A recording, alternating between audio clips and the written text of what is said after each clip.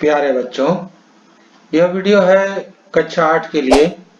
विषय है सामाजिक विज्ञान और पुस्तक है सामाजिक एवं राजनीतिक व्यवस्था भाग 3। शुरू करते हैं अध्याय 1 संविधान का रिक्त स्थानों को पूर्ति कीजिए से कुछ सवाल और कुछ पाठ के अंदर के सवाल। तो पहला है, किसी व्यक्ति को उसके जन्म से मिलने वाले अधिकार कौन से अधिकार कहलाते हैं?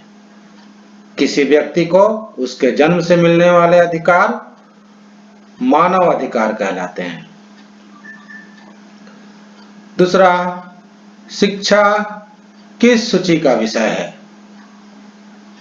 बच्चों, यहाँ नीचे 3 सूचियों का नाम दिया हुआ है, संघ सूची, राज्य सूची और समवर्ती सूची। तो शिक्षा समवर्ती सूची का विषय है। तीसरा, किस समिति की रिपोर्ट के आधार पर संविधान में मूल कर्तव्य शामिल किए गए हैं? स्वर्ण सिंह समिति की रिपोर्ट के आधार पर संविधान में मूल कर्तव्य शामिल किए गए हैं। चौथा, संविधान के भाग कितने में मौलिक अधिकारों का वर्णन किया गया है? संविधान के भाग 3 में अनुच्छेद 12 से 30 एवं 32 से 35 में मौलिक अधिकारों का वर्णन किया गया है। पांचवा, मानवाधिकार दिवस हर साल कब मनाया जाता है? मानवाधिकार दिवस हर साल 10 दिसंबर को मनाया जाता है।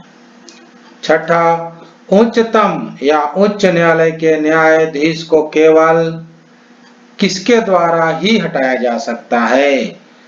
उच्चतम या उच्च न्यायालय के न्यायाधीश को केवल महाभियोग के द्वारा ही हटाया जा सकता है। बच्चों, यहाँ महाभियोग की प्रक्रिया दी गई है। सातवां है, कब शिक्षा का अधिकार कानून लागू हो गया? 1 अप्रैल 2010 से शिक्षा का अधिकार कानून, जिसको इंग्लिश में राइट टू एजुकेशन एक्ट कहते हैं, लागू हो गया। आठवां है, वर्तमान में हम लोगों को कितने मौलिक अधिकार प्राप्त हैं?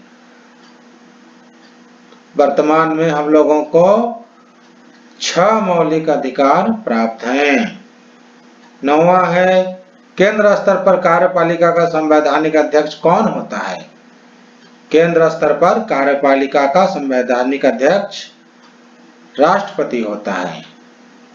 और 10वां है, वर्तमान में हम लोगों का कितना मौलिक कर्तव्य है?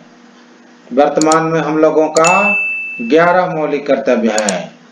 तो बच्चों, पढ़ते रहिए और जीवन में आगे बढ़ते रहिए।